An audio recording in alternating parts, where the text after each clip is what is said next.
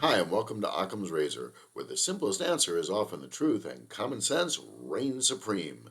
Today I'm going to share with you a video that I stumbled across while watching the Valuetainment YouTube channel and the PBD podcast with Chris Cuomo and special guest Dave Smith.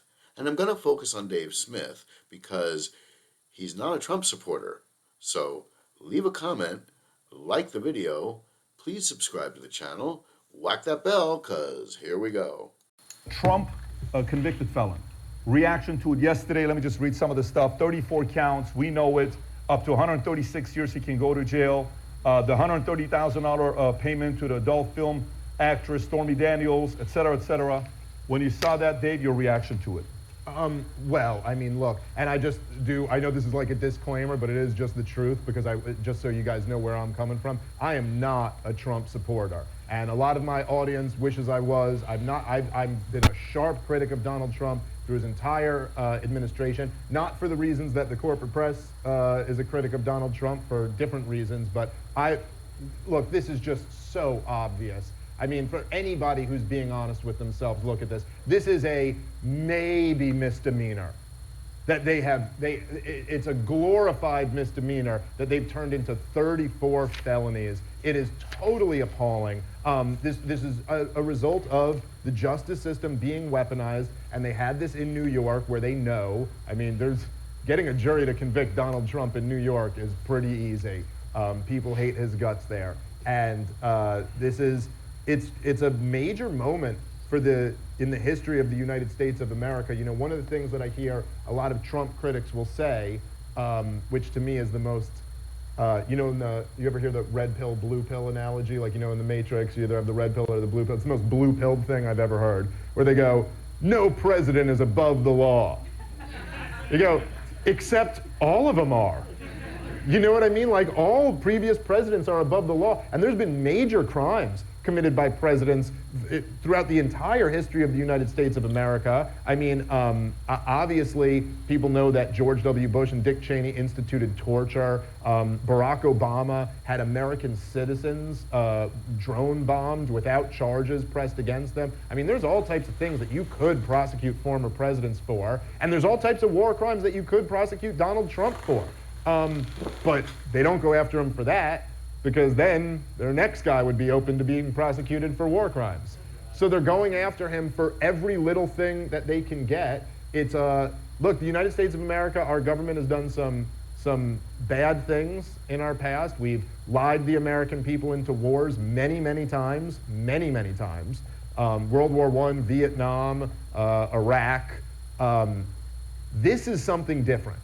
We've never done this before. We've never weaponized the justice system against a former sitting president of the United States who, by the way, was framed for treason by his intelligence agencies while he was president. And now they're weaponizing the Justice Department against him while he is the overwhelming front runner to win the next election. It's a truly wild time to be alive. Chris. The reason they don't go after presidents is because of presidential immunity, which they're litigating right now. So the idea of you make war decisions and this and that sounds great, let's get them. It's not how the law works. It's never worked that way, that's why you haven't seen it. I agree with your analysis of this case.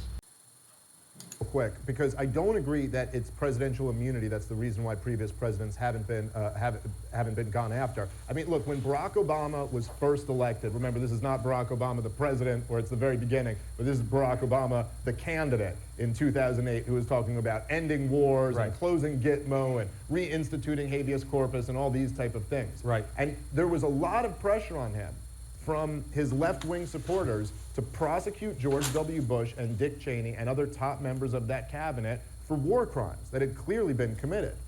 And Barack Obama gave a speech about it. And he said, in it, he conceded, he goes, yes, we tortured some folks. That's good. He just said it. And he goes, but now is the time to look forward, not backward. Which is a weird thing about prosecuting crime. Typically, you have to look backward in order to do it. But my point is just that, listen, the way things really work in the real world is that at the highest levels of power, there's no such thing as law, okay? At the highest levels of power, All that matters is what's their political will to do.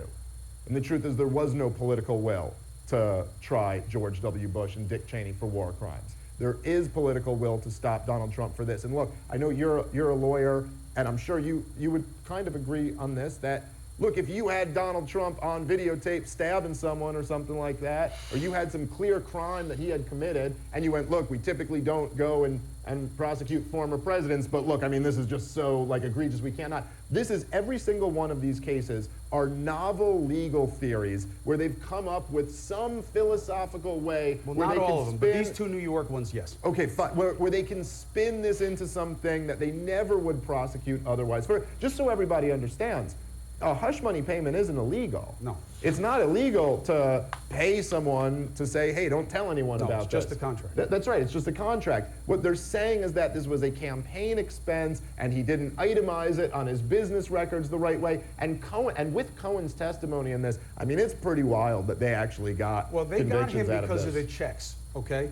Because Cohen, they had to, I mean, you can't believe Michael Cohen. Zoom out, right, to kind of try to appreciate the Trump phenomenon. And again, I've never voted for Donald Trump, and I'm not planning on voting for him this time. I'm a big critic. I think he failed in a lot of important ways. I think his appointments were terrible. Government spending going up every year was terrible. His handling of COVID was terrible, okay? There are some things I like about him, but if you zoom out and just try to look at this, what Donald Trump really embodied, and I think this was something that you guys at CNN during the rise of Donald Trump could never quite grapple with, and I think this is something that in the corporate media in general they had a tough time grappling with, was that people were so furious at the establishment that they went with the biggest middle finger they could get toward the establishment. And he basically was pointing his finger at DC and saying, drain the swamp, these guys are all stupid, they all make bad deals, I'm very smart, I'm gonna make great deals. Yes. They've ruined the country, which this was,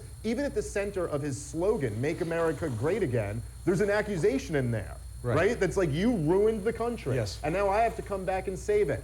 And this made everybody in the political and media class so furious that they lashed out and attacked Donald Trump. And then, of course, that made him that much more popular with his base, because the whole reason they liked him was because there was a big middle finger to you guys. Right. And it's not like social conservatives thought Donald Trump was their guy. No, You they know what I hated him. mean? Like, it's not like they were like, yeah, he really believes in Jesus or something like They that. hated him.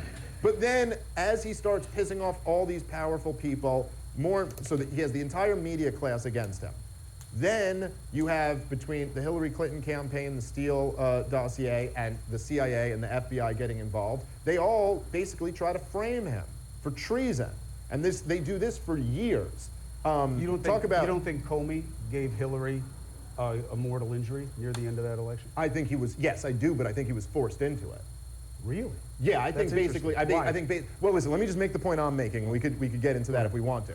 But as you look at this, so they frame this guy for treason. He ends up beating that, although they certainly boxed him in and he wasn't able to get through a lot of the things he wanted to. Then, in the year 2020, you have what is close to a color-coded revolution as you can get in the United States of America, between the protests in the streets, the attempted false flags like they did with Governor Whitmore, the October surprise, trying to frame Donald Trump supporters, like this is what the anti-lockdown Trumpers like. They overhaul the way we do voting in this country, feel however you feel about that, and Donald Trump is removed.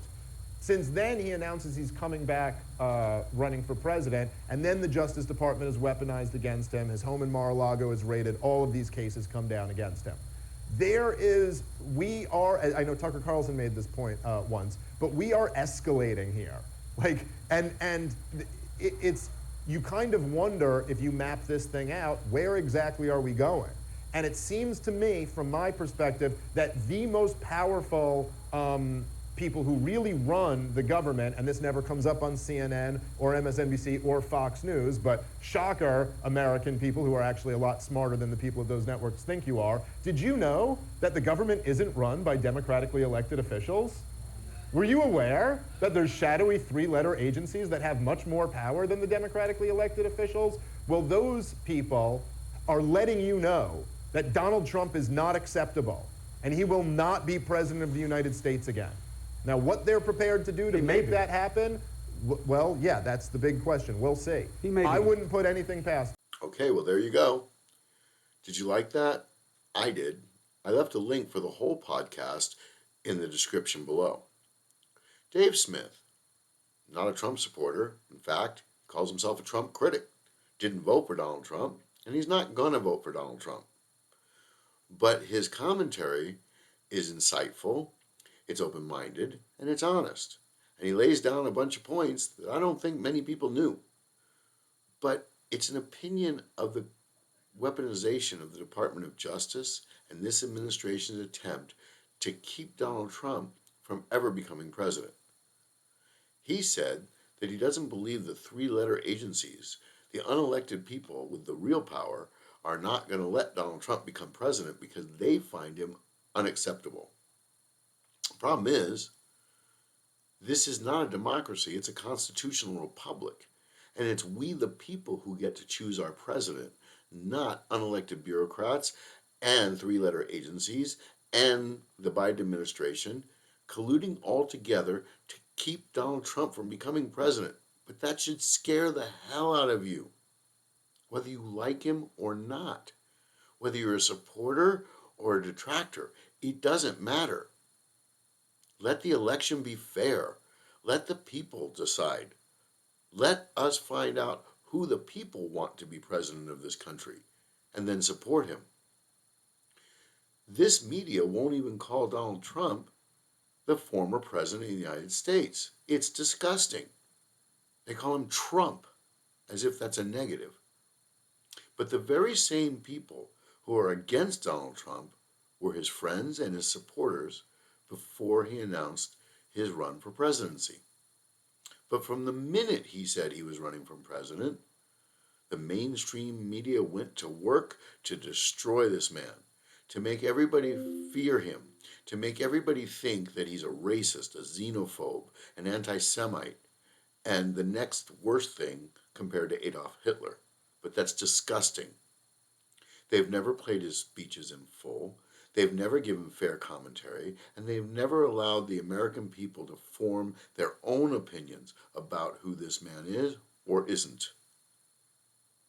Whether you like Donald Trump or don't like Donald Trump, that is not the issue. The issue is, do we want a country that has political prisoners? Because we do. They're the J6ers. Do we want a country that can tell us right to our face that the violent uprising that we're seeing in this country is not happening?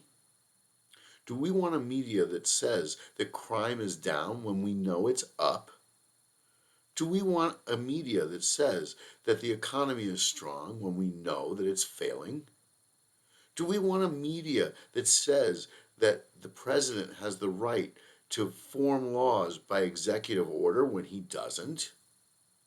Or do we want a media that tells us the truth, that tells us what the government is doing? Because if we had this same media when Richard Nixon and Watergate, we would have never known it was happening. The media has always had a slightly left bias. But in the old days, you wouldn't have known it because they reported the news. They reported what was happening. They didn't report what they wanted to happen or the narrative they wanted to happen. For 2 years, they sold us on Donald Trump is colluding with Russia and he's guilty of treason. But he wasn't. And we know that now. But did they apologize? Did they retract? Did anybody get held accountable? No, they didn't. We've crossed the Rubicon because now they've weaponized the one part of our government that was supposed to still be intact. But Judge Merchan is not a judge. He's not even a judge with standing in New York.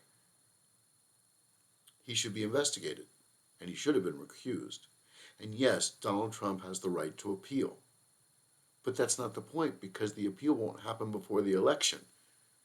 And so they can go on with the narrative of he's a convicted felon.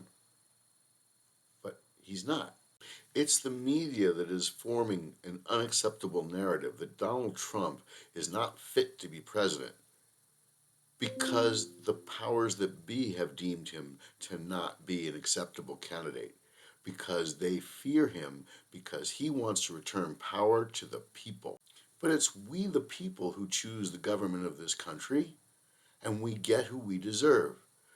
But it's our choice, and it's time that we make our choice, and we make our voices loud and heard. And as we the people of the United States of America, we should demand fair, free, transparent elections. We should demand that our media, that our so-called news agencies be exactly that and report on what the government is doing. Not bits and pieces, but all of it. We should demand that our rights be given back to us because they're trying to take them away. Ronald Reagan once famously said, "If this government falls, there's nowhere else on earth to go. This is the last bastion of freedom on earth. Individual liberty and freedom." We as American citizens should demand it. We should not fall for this nonsense and this misinformation that the government is feeding us. We are in a dystopian time. We are being told what's true and what's not true. We are being told what's false and what's not false. And we should be sick of it. You need to understand what's going on and fight to have the country that was given to us as our birthright back. That's Occam's razor. That's the simplest truth. That's common sense. Like the video, leave a comment. Please subscribe to the channel. It helps us grow, and it'll get this content and this word out. I'll see you next time.